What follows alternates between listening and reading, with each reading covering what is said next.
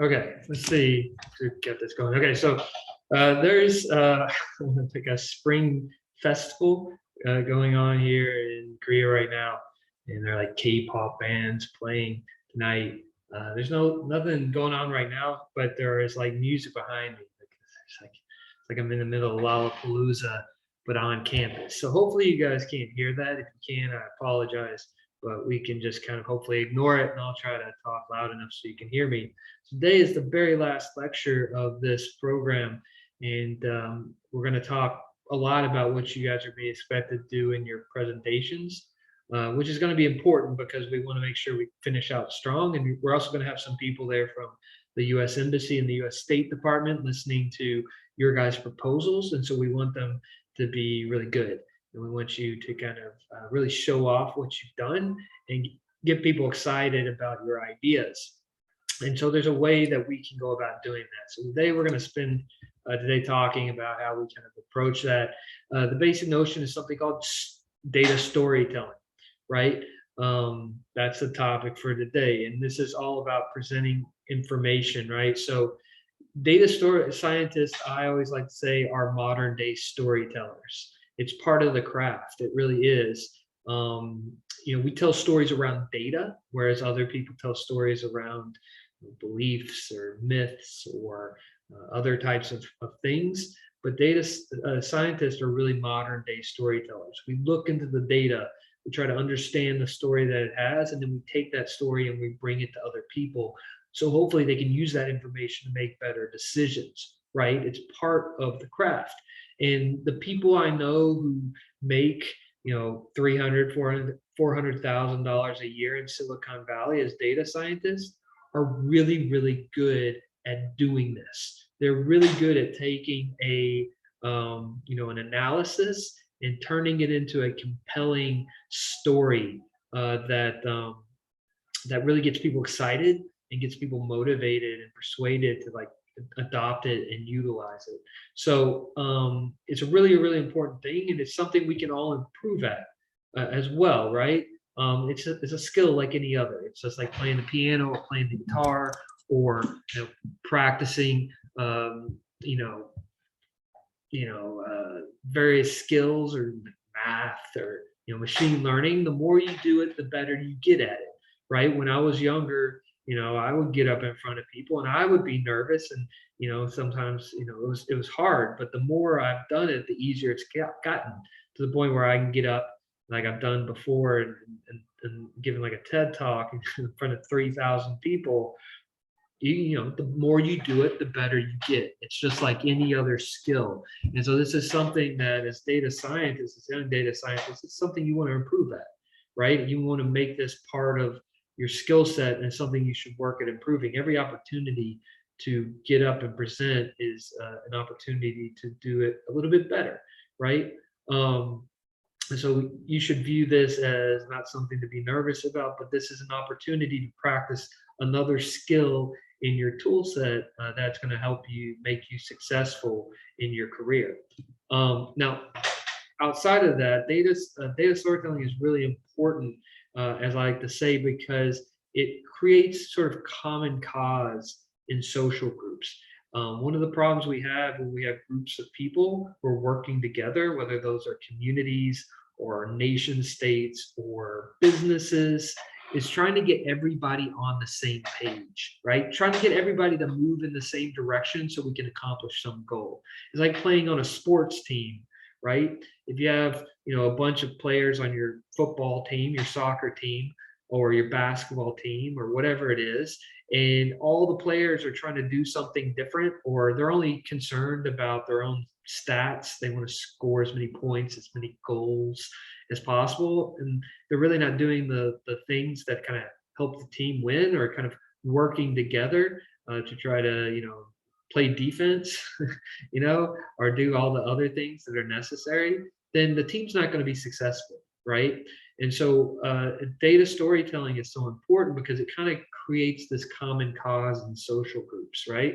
Not just sports teams, but like I mentioned, like businesses. It's the same problem. When I was a practicing data scientist, I cannot tell you the number of times I saw a really promising idea just completely go to waste because we couldn't, the people who were proposing it could not get people motivated to kind of move in the same direction. Everybody was trying to do their own thing.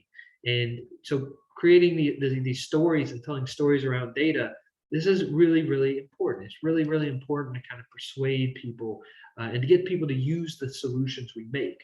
So when you get up and give these presentations at the end of the program, you need to keep this in mind. You want to motivate people. You want to persuade people. You want to make everybody in the room be like, yeah, I want to do that. That's a great idea. And they may not say it, but as long as they think it inside, then you've accomplished your goal as a storyteller, right? We're going to get people moving in the same direction. And all of you guys are going to be proposing policy solutions. And so that should be your goal in the final presentation, right? Now, part of creating good stories is also creating good visualizations, right? And that can go bad very quickly, right? Because there's a good way to make visualizations and a bad way.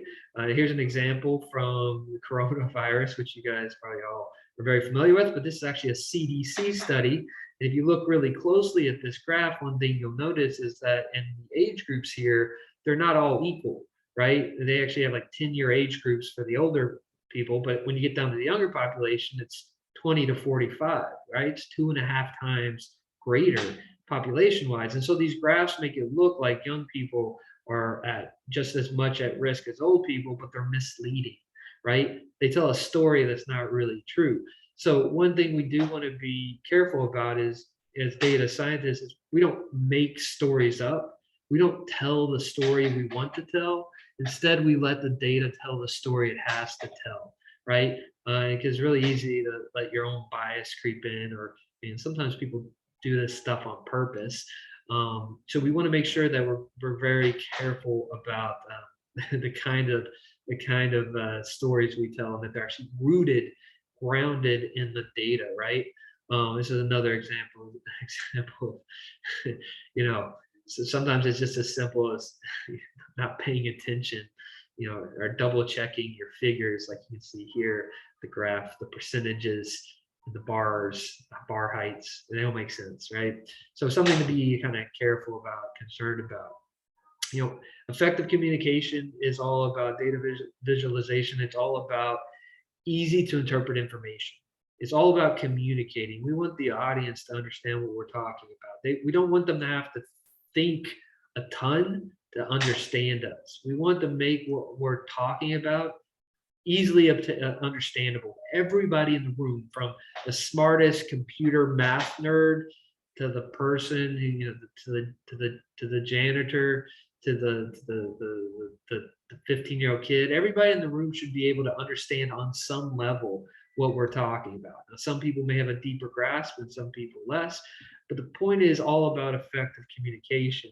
And in my book, that comes in two ways, I guess, in terms of people who study data visualization. One problem is that they can't interpret your graphs.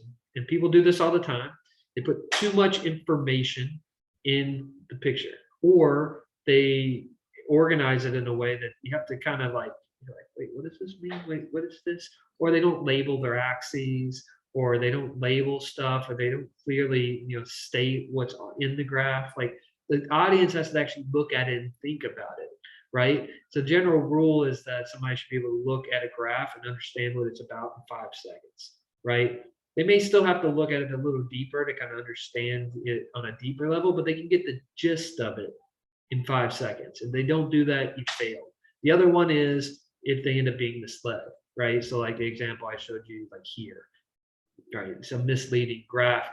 Actually look closer at the age groupings along the x-axis, right? So if we do either of these things, or we don't do either of these things, or if we fail at either of these things, then we have failed when it comes to data visualization and effectively communicating information, and we failed at data storytelling, right? So there's some general rules that you can look up. There are books that are written about this topic, but it's not rocket science, right? We want to have faithful representations of data, appropriate axis scales, have consistent sizing in your age groups. Don't make one group on the graph different from the other in a substantial way. Use good color layout. Use good color layout. Descriptive labels, all that kind of stuff. And then the bad plots are kind of the opposite. All that kind of stuff. The other thing people sometimes do is cherry pick data. You see that a lot. Don't do that, right? So all these things are things that we should think about when visualizing data. As I mentioned before, kind of at a broader level, beyond the technical details, is you need to understand who your audience is, and you need to think carefully about what will capture their imagination. Good presentations are like a movie. The audience just gets sucked into it and they get swept away by it. And at the end, they're left with like sort of excited. They're like, that's a really interesting idea. I want to know more. And it's just like that. And that's your aim. When you guys present, you should be trying to tell us a story that captivates our imagination, right? You don't have to worry so much about communicating every little fact and every little figure, every little result. You're going to write a written report. And if somebody really wants to know more, they can go read your written report. The point of the presentation is not to communicate every little detail. It's to get people excited. It's to communicate the big idea and make people interested enough that they will go read your written report because they're like, this is really fascinating, right? So keep this in mind, because I see a lot of people do this, even professional scientists, professional data scientists are really bad at presenting. You got to keep in mind your goal. It's not to communicate all the details, all the facts. It's simply to tell a story that's so captivating that people want to know more, and they get excited about it at the end. This is all part of creating this common cause, getting stakeholders to buy in. And there are many different stakeholders at many different levels. But the big takeaway from all this is the reason we want to get people excited is there's actually a kind of process to getting stakeholder buy-in in the data science world. And you kind of have to understand that building excitement at each stage kind of then grows into something. And eventually you actually get people to commit to using your solution. And getting this buy-in is actually a first stage to getting to that commitment, creating this sort of initial awareness, this initial understanding, and then getting buy-in. And buy-in is mostly related to, excitement about something. But even with the excitement, that doesn't mean they're actually going to do it. But the excitement leads into the commitment. And people study this. There are people who study organizational change in healthcare and other industries, and they've noticed there's this pattern to getting something from an initial idea to getting people to actually adopt and use it. So your solutions, you should all try to take advantage of this idea. And when you're presenting, you're essentially at the sort of understanding the buy-in stage. This is where you're at. You're in the early stages, and you're not trying to convince people to use it. You're just trying to get them excited so that they want to know more. Eventually, you want to let people basically persuade themselves. And that's, in my experience, the best way as a data scientist to kind of accomplish this. And at the end of the day, nobody uses your solution, and you've effectively accomplished nothing, and you've wasted your time. So we want to get this sort of stakeholder buy-in, and there's a process to it. And again, kind of getting people excited, getting people interested in what you're doing is a big part of that. Communicating all the facts at this stage of the process, communicating all the facts is actually going to cause probably a negative perception. It's going to go the opposite. Really, you want to focus in on the important things that are going to get people excited, because that's the stage you're at. Later on, they're going to want to know more details. But right now, that's not what you're after, right? You're kind of putting the cart before the horse. You need to get people excited first. And then as they get more interested, they're going to want to learn more. Right now, that they probably don't know, right? You're too early in the process, right? Part of this is also something called design principles. I don't know if you guys are familiar with Maslow's hierarchy of needs, but essentially, there's a number of different needs that people need to survive and to live, and also to sort of feel psychologically comfortable. And to actually then, a lot of people have actually associated this with people adopting different kinds of technologies or different types of solutions. And from a policy standpoint, what's really interesting about this is that the policies you propose, really need to kind of take into account a lot of these things in terms of what the community needs, right? So you have Maslow's original hierarchy of needs on the left, and then you have Bradley's kind of updated version here on the right. But one thing that you should think about as you're thinking about how can we get people excited about this is think about, who are going to be, the stakeholders, the potential users, right? The government officials or maybe private citizens, or some of you guys have talked about having businesses as being some of the end users. What are those users' needs, right? How can they kind of fit into this hierarchy of needs that different types of people have? And then how can we get people excited that we're actually going to meet these during your presentation? And what's interesting about this hierarchy is it basically goes from the lowest to the top, right? So like a lot of times people start worrying about usability where they haven't yet kind of dealt with the lower kind of hierarchy, right? They haven't yet met the basic psychological needs people have of like feeling safe, right? Feeling like their jobs aren't at risk, or that their future opportunities are at risk. No matter how usable it is, if people don't feel like they're safe and they haven't had their basic psychological needs met, right? It's pointless, right? So one thing to think about is kind of use some of this stuff to think about, okay, what are the needs of the community when it comes to this? If we're dealing with climate change, how can we kind of take that into account and get people convinced that we're actually going to meet their needs by putting the solution out there, right? And this is important, right? Especially when we're trying to deploy things from a policy standpoint. There's also this notion that's really interesting, and I didn't know a lot about this before this program, but I looked into it a few months ago, and I was like, this is a really fascinating idea. I've seen this actually in businesses before. But it's this idea of social sustainability. And we mentioned sustainability a few weeks ago, but there's also this notion of social impact on communities. So sometimes the basic idea is sometimes there's a policy that's effective from the policy standpoint, but it actually causes these unintended consequences that actually harm the social structure of the community and actually cause like disruptions to economic activity, or it disrupts family units, or disrupts other social networks. And so it may improve things, but it actually causes damage in other ways. And so it's not really sustainable, right? You guys may have heard not that long ago, the director of the WHO was criticizing the zero COVID policy in China, and they said it wasn't sustainable. Well, this is what they're talking about, right? Like, yes, the zero COVID policy definitely reduces, death and suffering and things like that, reduces cases, but the cost in terms of like economic impacts and the disruptions to families and social networks is too much. It's too great, and you can't. It's not sustainable, right? That damage is going to cause an unraveling of a lot of things that people need to survive and to kind of live.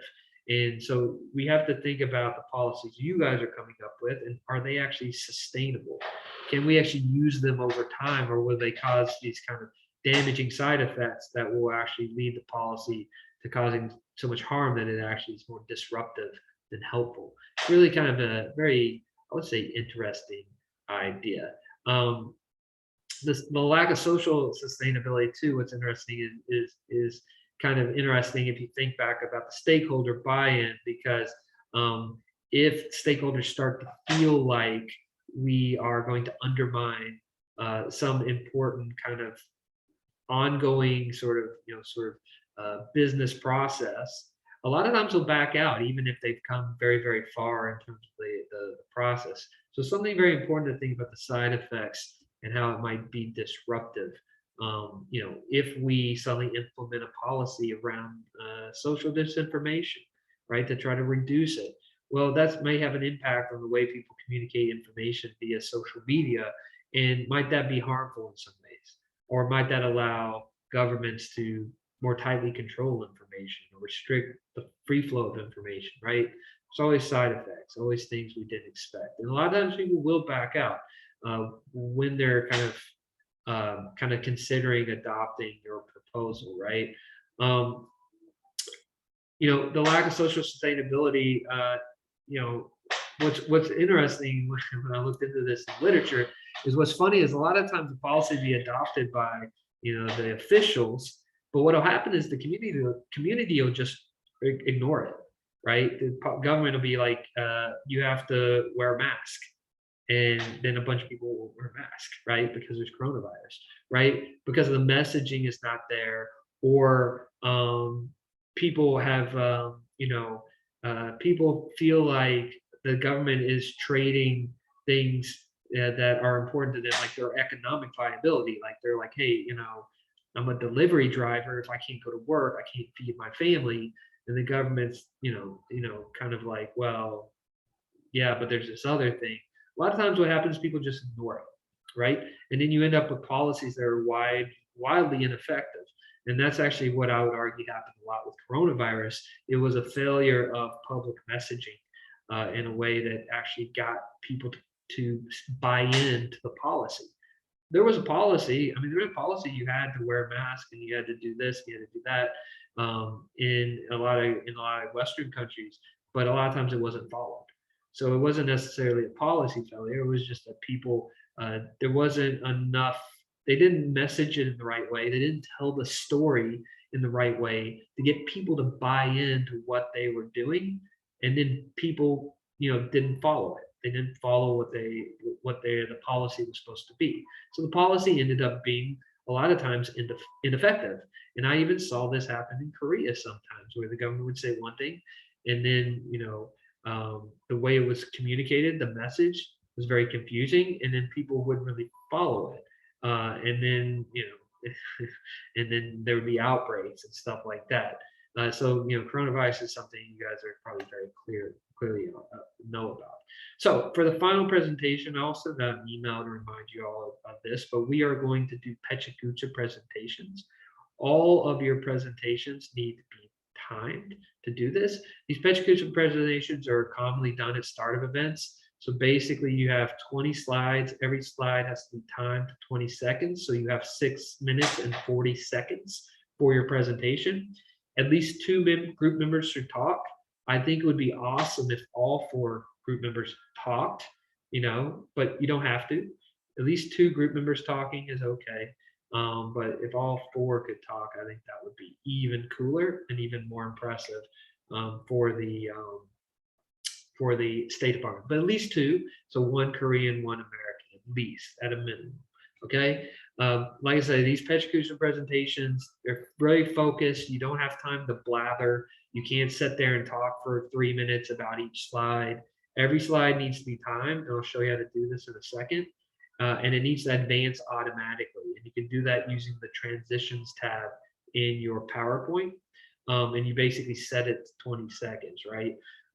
So every slide just goes, you just go. You don't have to count the introduction slide. If you have an introductory title slide, then you don't have to count that against the 20 slides if you don't want to, but otherwise there should be 20 slides, right? 20 slides, each slide, 20 seconds. The best way to do this is you should just come up with one thing to say about each slide. Now you may be able to say more, but have one point to every slide. And again, you don't have to point out every detail. You can have a table or a figure, right? But you don't have to point out everything on this slide.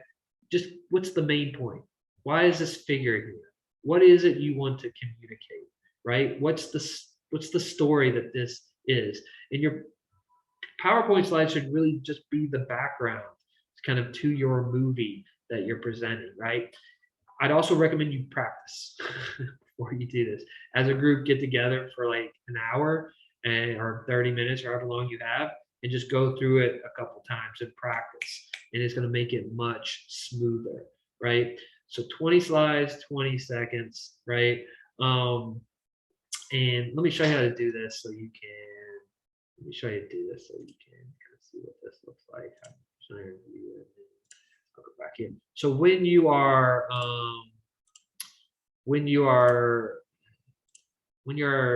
presenting, what you can do here is, when you're setting your slides up, if you go to the transitions tab right here, there is a advanced slide. What you can do is set this to 20 seconds like this, 00, 20, 00. I think that's right. Yeah, This is milliseconds, this is seconds, this is minutes. And then you check after, and then you click apply to all. So you got to apply it to all. If you don't click apply to all, it won't apply to all. Okay. So make sure you do that. 20 seconds, check the after, and then click apply to all. I'm going to turn this off because otherwise it's going to do it to me.